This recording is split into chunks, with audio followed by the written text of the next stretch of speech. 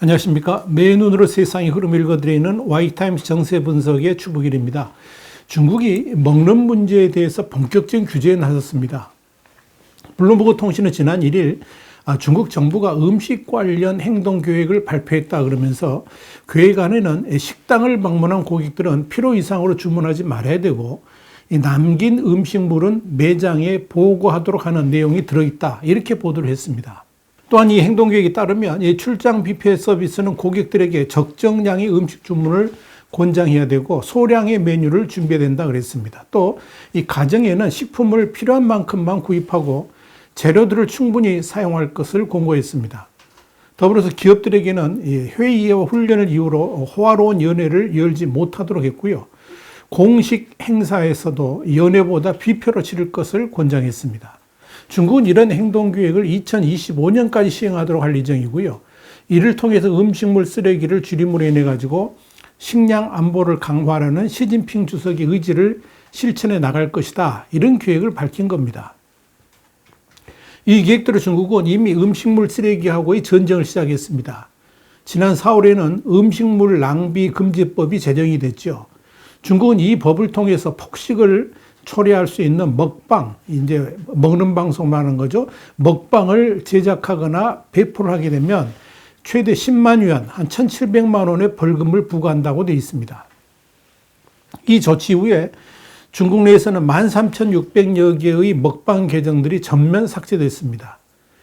중국판 틱톡인 노인도 음식 비디오를 모니터링하면서 관련된 영상들이 올라오면 무조건 삭제하기 시작했습니다. 이뿐 아닙니다. 만약 음식점에서 과도하게 음식 주문을 유도하게 되면 그 음식점에는 최대 1만 위안의 벌금도 매깁니다. 또한 고객이 새로운 메뉴를 추가할 때 쓰레기가 나오지 않도록 하는 방안도 담겨 있습니다. 이런 식으로 식당에서 많이 주문해서도 안 되고 또 남으면 반드시 동물용 사료로 사용할 수 있도록 배출해야 된다, 이런 강제 규정도 담겨 있습니다. 이런 음식물 쓰레기 줄이기 전쟁은 학교에서도 시행되고 있습니다. 지난 9월에는 중국의 중학교 급식실에서 찍은 한 영상이 SNS에서 화제가 됐습니다. 이 교장 선생님이 학생들이 남기려고 했던 잔반을 들고 싹싹 먹어치우는 모습을 담은 영상이 올라왔던 겁니다. 당황한 학생들이 이 모습을 보고 제자리로 들어가서 급식판을 깨끗하게 비워냈다 하는 이야기입니다. 중국에서는 이런 식으로 학교에서 잔반 없애기 운동을 적극적으로 펼치고 있습니다. 일부 학교에서는 음식물 쓰레기를 남기면 불이익을 주기도 합니다. 뉴욕타임스는 최근 학교에서 규정한 이상의 양을 음식물 쓰레기로 배출하는 학생은 아예 장학금 지급 대상에서 제외하기로 했다, 그러면서 이런 일들은 지난해 8월 시진핑 주석이 음식물 쓰레기와의 전쟁을 벌인 이후에 생겨난 일들이다, 이렇게 소개를 했습니다. 그런데 사실 중국에서 음식물 낭비 금지법이 제정되었다는 것 자체가 중국의 전통을 정면으로 거스르는 일이죠. 중국은 식사 대접을 하게 되면 그야말로 상다리가 휘어질 정도로 많이 차립니다. 식당에 가도 도저히 먹을 수 없는 양을 주문하죠. 그것이 손님에 대한 예의라고 생각하기 때문에 그렇습니다. 또 그렇게 식사를 한 후에 많이 남아있는 모습을 봐야지 기분 좋게 여기는 그런 문화가 있습니다. 그러니까 전통 문화가 이러다 보니까 이 음식물 쓰레기 배출량이 전 세계 1위를 차지하고 있는 겁니다. UN 환경계획, 그러니까 UNEP가 2019년을 기준으로 했을 때 중국의 경우에서 가정에서만 약 9,165만 톤 정도, 어마어마한 양이죠. 9,165만 톤 정도의 음식물 쓰레기를 배출했다, 이렇게 발표했습니다. 2위가 인도인데요. 6,876만 톤보다 33% 많은 양입니다. 특히 이런 음식물 쓰레기는 대도시를 중심으로 많이 나오고 있다, 이렇게 알려집니다. 이렇게 베이징, 상하이를 비롯해 가지고 중국 대도시 4곳에서 나오는 음식물 쓰레기가 매년 5천만 명이 먹을 수 있는 양과 맞먹는다, 이렇게 중국 과학원은 밝혔습니다. 충격입니다. 이런 관점에서 보면 시진핑 주석이 음식 낭비는 충격적이고 고통스러운 수준이라 그러면서 이 음식물 쓰레기 줄이기 운동을 펼치는 것은 어쩌면 당연하다고 판단이 됩니다. 그렇다면 중국이 왜 이렇게 음식물 쓰레기를 줄이기 위해서 법까지 만들고 이렇게 강제적으로 음식물 쓰레기를 줄이도록 하고 있을까? 어떻게 보면 중국의 잘못된 문화를 바꾸기 위한 것일까? 이런 생각이 들 수도 있겠죠. 그런데 분명한 것은 중국의 식량 상황이 갈수록 나빠지고 있다는 점입니다. 세계의 최강대국이 되려면 무엇보다도 식량과 에너지의 자급자족이 이루어져야 됩니다. 미국은 지금 그렇게 자급자족이 되죠. 이건 기본 중에 기본입니다. 그런데 중국은 이 두 가지 조건 모두 자급자족하고는 형편없이 거리가 멉니다. 식량만 하더라도 갈수록 미국에 더욱더 의존하고 있습니다. 중국 관영 황구시보 영자진 글로벌 타임스는 올해 중국의 옥수수 수입량은 사상 최대인 3천만 톤을 넘어설 수 있고 미국이 최대 공급국이 될 수 있다. 그렇게 예상된다라고 보도를 했습니다. 그러면서 수입 옥수수에 대한 중국의 수요는 대지 생산의 반등과 함께 계속 증가할 것으로 보인다라고 전했습니다. 홍콩의 사우스차이나 모닝포스트는 7일 이런 보도를 했습니다. 중국은 2014년 이후에 1억 톤 이상의 곡물 수입을 유지하고 있다. 그러면서 2021년 올해는 이미 지난 9월까지 1억 2,827만 톤을 수입해서 지난해보다 29.3%가 증가했다라고 보도를 했습니다. 자, 여기에 중국 내 기후변화로 인한 홍수에다가 이상저온 그리고 기상이변 같은 일들이 있죠. 거기다가 또 코로나 팬데믹 같은 이런 사회적 요인은 중국의 식량난을 더욱 어렵게 만들고 있습니다. 중국이 미국에 대해서 강경하게 나갈 수 없는 정말 중요한 요인 중에 하나, 특히 미국의 중국에 대한 디커플링에 대해서 중국이 정말 우려하는 것 중에 하나가 뭐냐? 바로 이 식량 문제입니다. 만약 미국과의 전쟁이 일어난다든지 아니면 중대한 충돌 사태로 미국에서의 곡물 수입 등이 중단된다 그러면 당장 중국의 14억 인구는 심각한 위기를 맞이할 수가 있습니다. 자, 이런 관점에서 시진핑 주석이 식량 안보를 내세우면서 자국 내에서의 식량 증진과 함께 이 곡물 수입처 다변화 그리고 음식물 쓰레기 줄이기 운동 등을 강력하게 펼치고 있는 것입니다. 자, 이런 상황에서 벌어진 것이 지난 1일 중국 상무부의 올 겨울과 내년 봄 채소 등 생필품 공급 및 가격 안정에 관한 통지였습니다. 이 중국을 대혼란으로 빠뜨렸고요. 지금도 여전히 계속되고 있는 사안이기도 하죠.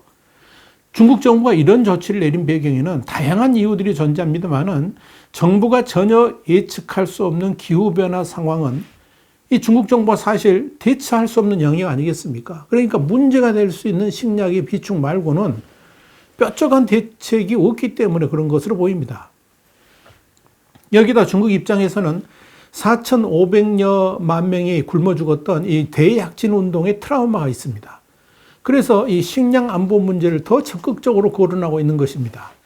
대약진 운동은 마오쩌둥의 주도 아래 1958년부터 4년간 추진된 농업과 공업 증산 정책인데요. 이 정책이 실패함으로 인해 가지고 엄청난 아사자가 나왔고 이로 인해서 마오쩌둥은 대약진 운동 실패의 책임을 지고 국가 주석 자리에서 물러난 바 있었죠. 그런데 중국에서 또 다른 황제로 취임을 앞두고 있는 시진핑 주석의 입장에서 미중 충돌 상황이 지속되게 되면 앞으로 무슨 일이 어떻게 펼쳐질지 모른다. 이런 불안감이 잠재해 있습니다. 실제로 중국은 지금 미국으로부터 곡물 수입이 중단된다 그러면 21세기판 대약진 운동 실패가 지연될 수가 있을 겁니다. 미국을 넘어서 세계 패권 국가가 되겠다는 시진핑판 대약진 운동이 식량 문제로 처절하게 붕괴될 수도 있다는 고민을 가지고 있다는 겁니다. 그래서 시진핑 주석이 식량 안보를 적극적으로 말하고 있는 겁니다. 그런데요, 이 시진핑 주석의 생각과는 달리 중국의 식량 안보를 향한 대장정은 너무나도 멀고 험난합니다. 중국의 농산물 자급률은 80% 안팎입니다. 그래서 생산을 늘려야 하는데 쉽지가 않습니다. 올해 7월만 하더라도 중국의 주요 곡창지대인 중부의 이 허난성 일대 그리고 뭐 이런 여러 지역들이 그랬습니다만 기록적인 대홍수가 있었지 않습니까? 그래가지고 대규모 농작물 피해가 발생했습니다. 당연히 가을철 곡물 수확에 변수가 생긴 거죠.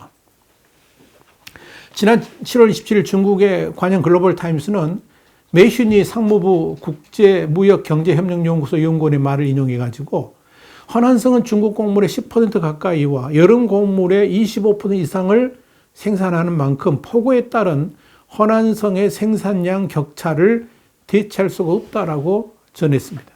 또한 허난성 카이펑의 한 농민도 올해 자신의 야채 수확량은 전년 대비 50에서 60% 줄어들 것으로 보이며 손실을 줄이기 위해서 다시 파종할 것이라고 말하기도 했다. 이렇게 관영 글로벌 타임스는 보도를 했습니다. 홍콩의 사우스차이나 모닝포스트도 지난 7월 28일 이 중국의 곡창지인 허난성은 전국 밀 공급의 3분의 1 정도를 차지하고 있고 옥수수와 채소, 돼지고기 생산의 10%가량을 차지하고 있다 그러면서 밀 생산은 이미 마무리가 되었지만 아직 수확하지 못한 옥수수와 채소는 이번 홍수에 직격탄을 맞게 될 것이다. 이렇게 전한 바가 있습니다. 그 여파가 지금의 채소 부족으로 나타나서 심지어 일부 지역에서는 채소값이 돼지고기 값을 넘어서는 일까지 나타나게 된 겁니다. 그런데 중국은 앞으로가 더 문제입니다. 중국 사회과학원 CASS라고 그러는데 이 사회과학원은 최근에 곡물 부족은 도시화 가속화 및 농촌 인구 고령화에 따른 현상이라고 그러면서 오는 2025년까지 1억 3천만 톤의 곡물 부족 사태를 겪을 것으로 보인다라고 지적을 했습니다. 중국의 농민들이 갈수록 형편이 나아지지 않고 어려운 생활이 가속화되니까 아예 농촌을 버리고 도시로 올라오는 데다가 이건 농민공이라고 그러죠. 또 농촌에 남아있는 4명 중 1명은 60세 이상의 고령자가 되면서 자연스럽게 식량 수급에 엄청난 차질이 생겨나고 있다는 겁니다. 중국 사회과학원은 앞으로 5년 내에 8천만 명의 농촌 주민들이 도시로 이동할 것이라고 예측을 했습니다. 이런 이유 때문에 이 쌀과 밀, 옥수수 같은 세 가지 주요 곡물의 경우에 2025년까지 공급이 수요보다 매년 한 2,500만 톤 이상 부족할 것이다. 이렇게 예상을 한 겁니다. 자, 그렇게 되면 중국은 당장 식량의 수입 물량에 대한 의존도가 높아지게 되면서 이 식량 안보에 심각한 문제가 생겨날 수가 있을 겁니다. 이렇게 중국 내에서의 식량 생산이 줄어들고 있는 데다가 지난해나 올해처럼 이 곡창지대에서의 대홍수 때문에 피해까지 겹치게 된다면 중국 당국으로서는 그야말로 엎친 데 덮친 격이 될 것입니다. 지난해만 해도 양스강의 대홍수 때문에 희토류 산업과 비료 산업 기반이 초토화된 바 있죠. 여기다가 남부의 주요 곡창지대마저 엄청난 피해를 입었습니다. 그런데 올해도 허난성이 또 피해를 입었습니다. 이런 피해가 매년 반복된다 그러면 중국의 미래는 과연 어떻게 될까? 걱정스럽지 않을 할 수 없습니다. 그래서 시진핑 주석이 앞장서 가지고 식량 안보를 거론하고 더불어서 농촌 중시 정책을 펼치고 있는 겁니다. 장기 집권의 정당성을 확보하기 위해서는 먹고 사는 문제를 해결해 가지고 민심을 얻는 게 중요하기 때문에 그런 거죠. 그래서일까요? 중국 공산당의 2021년 1호 문건도 농촌진흥의 전면적인 추진과 농업 현대화의 가속화에 대한 의견이었습니다. 1호 문건이 공산당과 공무원이 매년 연초에 발표하는 핵심 국정과제인데요. 올해는 이제 3월 3일에 발표됐습니다. 업무상 강령과 지침의 지위를 갖는다는 점에서 지금의 시진핑 정부가 최우선으로 삼는 정책의 핵심이 무엇인지를 알 수 있게 만듭니다. 그야말로 내우 외환의 위기에 처한 중국, 식량 자극과는 갈수록 거리가 멀어지는 현실을 보면서 중국의 밥그릇은 중국인의 손에 단단히 쥐어져 있어야 된다라고 말했던 시진핑의 속내도 타들어가고 있을 것으로 보입니다. 와이타임스 정세 분석이었습니다. 다음 시간에 다시 뵙겠습니다. 감사합니다.